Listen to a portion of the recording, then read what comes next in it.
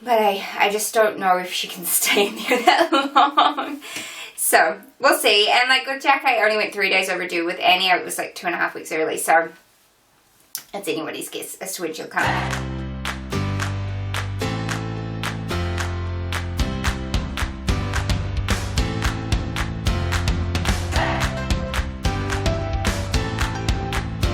Hi guys, welcome back. This is my 34-week pregnancy update. And I have missed a couple of weeks of filming. The first week, I think I was just not doing too well. I wasn't feeling great. And then last week, I was at my parents' place all week, so I couldn't film. But I'm back here today, filming for you. If you want to check out the last 2 weeks and what's been happening, if you're watching this on YouTube, go check out the blog.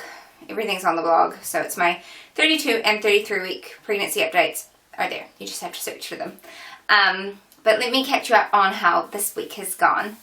So I have actually been feeling pretty good, which is a big blessing because Annie has been sick all week. On Saturday, she started up with what looked like just gunk in her eyes, and it's continued through. So she's had terrible conjunctivitis all week and like a head cold, and she's been miserable. Like she's just been crying all week long. I cannot leave the room without her fussing. Today she's a bit better, so which is why I'm getting a chance to film this.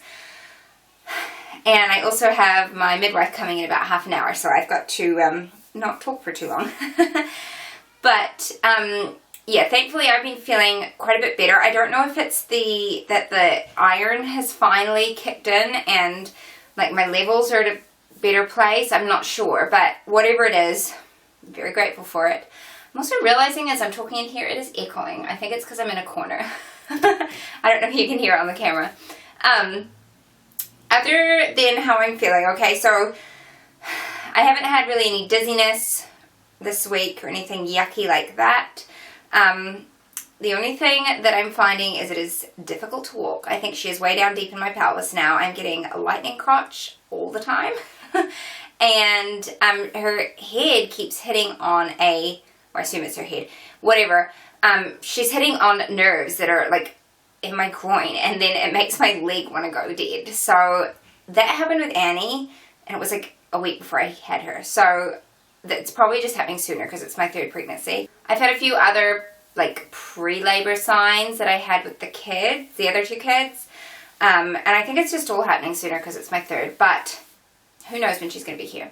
I mean, I'm 34 weeks now, so I don't think she's going to be in there longer than 6 weeks. I could be proven wrong, but I will be surprised if I make my due date. I won't be terribly disappointed, but I just don't know if she can stay in there that long. So, we'll see. And like with Jack, I only went 3 days overdue. With Annie, I was like 2.5 weeks early, so it's anybody's guess as to when she'll come. I have started packing the hospital bag. I've packed most of her things. I also did a big order of newborn nappies, so those arrived yesterday. So we're pretty much sorted for her. I've got to get a couple things like formula and bottles, but that's like easy. You can just pop to the store and grab those. And I need to start packing for myself. Like I don't have postpartum things for me, so I need to sort that out. And my goal was always to have my hospital bag packed by 36 weeks. So I've got a couple weeks up my sleeve, but I do need to get onto it. Everything else, we've got to buy Jack a new car seat, so that's like a thing we're looking into, and we should have, like he needs it before she's born. So that should be coming up. As for the baby herself, I've noticed she's been a little bit quieter this week. Like usually she's moving and grooving all day, every day. When she does move, her movements are very strong and she kicks hard. She tends to be hanging out on my right hand side, and I get lots of kicks on my left, like her foot just pokes out and it's bony and it hurts. So I get that a lot from her. But yeah, this week she's just been a little quieter. Not quite enough that I've been concerned, but yeah, I think she's probably just hunkering down and putting on some fat, hopefully, so she comes out nice and chubby. I am a little bit swollen, nothing crazy, but like my fingers. It also is because the weather is heating up here, which I'm actually grateful for because I don't fit anything anymore. Like I'm just, and everything's uncomfortable, and so being able to wear like dresses and skirts is a lot more comfortable at this stage. I just don't want to wear pants. I don't even want to wear leggings, like just nothing tight and restricting at all. And not just around like my waist and my hips, but like my legs, my calves, everything, because it's kind of just a bit swollen, and obviously, you know, I'm at the tail end of pregnancy. So it's nice that we're getting a bit of warmer weather, and the sunshine definitely improves my mood as well, which is the other thing I was going to talk about is I actually had an appointment with the mental health nurse yesterday. And it was just like a follow-up appointment, and she was really happy with where I am. I am feeling better mentally. I feel like I'm coping a lot better than I was, so that's brilliant. Like, that's a really good thing. We're at this point, she's going to keep seeing me bi-weekly, just as like a monitoring thing to make sure things don't go downhill when baby arrives. But at this point, I feel like I'm coping okay, and I'm like very self-aware, and I know how I'm feeling, and I know when I need to step back and I need a break.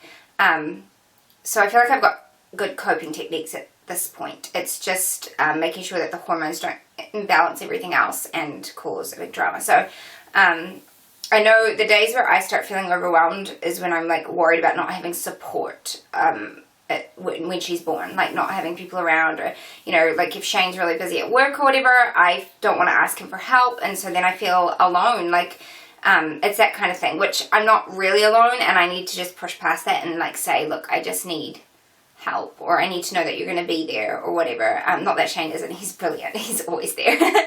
But those are kind of like my triggers. I think that sums it up though. I bought her some like pacifiers. I want to take those to the hospital with me. And what else did I get her? Some baby powder. That's about it. This kid has not had much bought for her at all, because she just doesn't need anything. And her room is like almost completely finished. I've just got to tidy it up and organize it. So there's a pegboard that Shay needs to hang up for me above her change table, and he's doing that this weekend. It was supposed to have been done like 6 weeks ago. So he's going to be doing that for me this weekend, and then I can like just have her change table set up, which is just a dresser with a change mat on top, and like organize her nappies where I want them and that kind of thing, and we'll be ready. So yeah, we're on the tail end of things, and I'm excited, and I think that's helped lift my mood as well, knowing that there's like an end date to all of this, and it's not going to be that much longer. So I don't know if I missed anything. I might have. Feel free to ask me questions.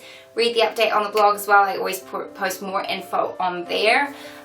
Stuff I like forget now and then remember later. So yeah, but I'm going to end it there, and I will see you guys next week for week 35.